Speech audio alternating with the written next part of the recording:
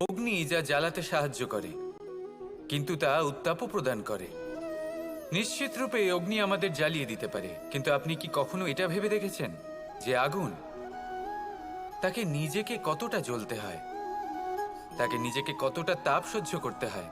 ও নিজে জ্বলে আমাদের উত্তাপ প্রদান করার জন্য, ও নিজে জ্বলে আমাদের ঊর্জা দেবার জন্য, আমাদের আলো দেবার জন্য, অন্ধকারে পথ দেখানোর জন্য, শত্রুর সাথে মোকাবিলা করার জন্য আমাদের সাহায্য করে নিজে জ্বলে। যখন আমরা কোনো দেবতার জন্য যজ্ঞ করি, তখন দেবতার ভোজন গ্রহণ করার নিমিত্ত হয় এই অগ্নি।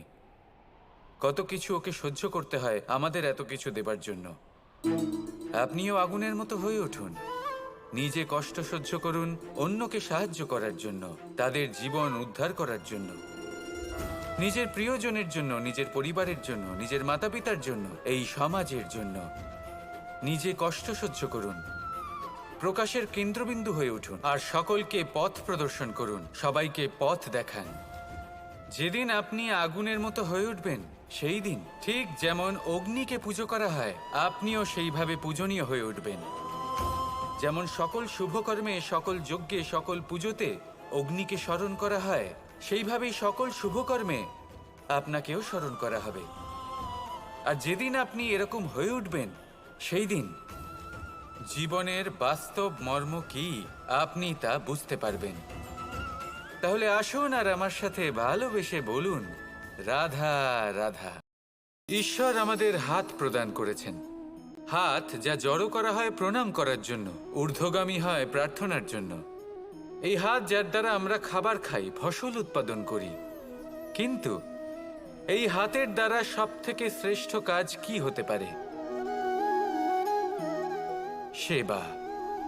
আগে হ্যাঁ, সেই হাত যা সামনে এগিয়ে আসে সেবা করার জন্য, যে সেবা করে তাদের যারা দুঃখে থাকেন, নিরাশ হয়ে থাকেন, যারা সেবা করেন তাদের যারা কিনা দরিদ্র, সেই হাত হলো সব থেকে অধিক মহান। ঈশ্বরকে দীনবন্ধু বলা হয়ে থাকে, কারণ যারা দুঃখী হন, নিরাশ হন, দরিদ্র হন, ঈশ্বর তাদের সাহায্য করেন, তাদের সহায়ক হন, তাদের মধ্যে ঈশ্বর বাস করেন।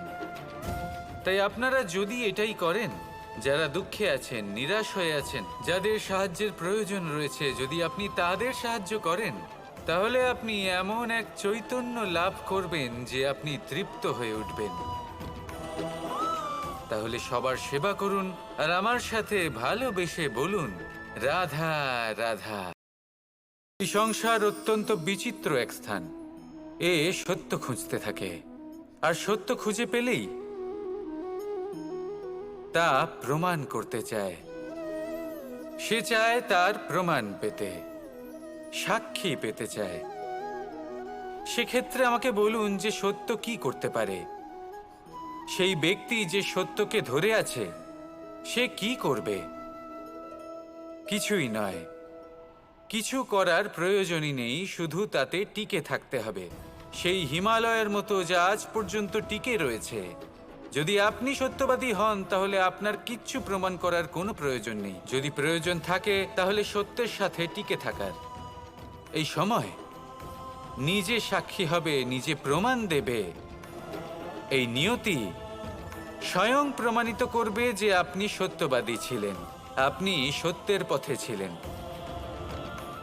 তাহলে আসুন আর আমার সাথে ভালোবেসে বলুন, রাধা রাধা। কথায় আছে যে জীবনের আধার হলো সম্পর্ক, প্রসন্নতারও এবং ঈশ্বরের সাথে দেখা পাওয়ারও। এবার এই সম্পর্কের আধার আসলে কি? সেবা? না। বোঝাপড়া? না। অপেক্ষা? না। এই সম্পর্কের আধার হলো বিশ্বাস।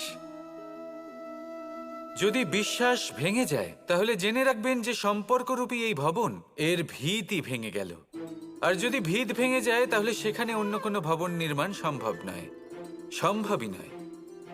এই সমস্ত সম্পর্কের বিশ্ব বিশ্বাসে বসবাস করে। এই বিশ্বাস হলো অত্যন্ত গুরুত্বপূর্ণ। এই বিশ্বাসের জোরেই আমি আর রাধা কোনো সাংসারিক বন্ধনে আবদ্ধ না হয়েও এক অত্যন্ত দৈব অলৌকিক বন্ধনে আবদ্ধ। এই হলো বিশ্বাস, যার দ্বারা 11 অক্ষৌহিনী সেনার সামনে অর্জুন দাঁড়িয়েছিল এবং জয়ী হয়েছিল। এই বিশ্বাস হলো অত্যন্ত গুরুত্বপূর্ণ, তাই বিশ্বাস করতে শিখুন, বিশ্বাস দিতে শিখুন, বিশ্বাস পালন করতে শিখুন, আর আমার সাথে ভালোবেসে বলুন রাধা রাধা।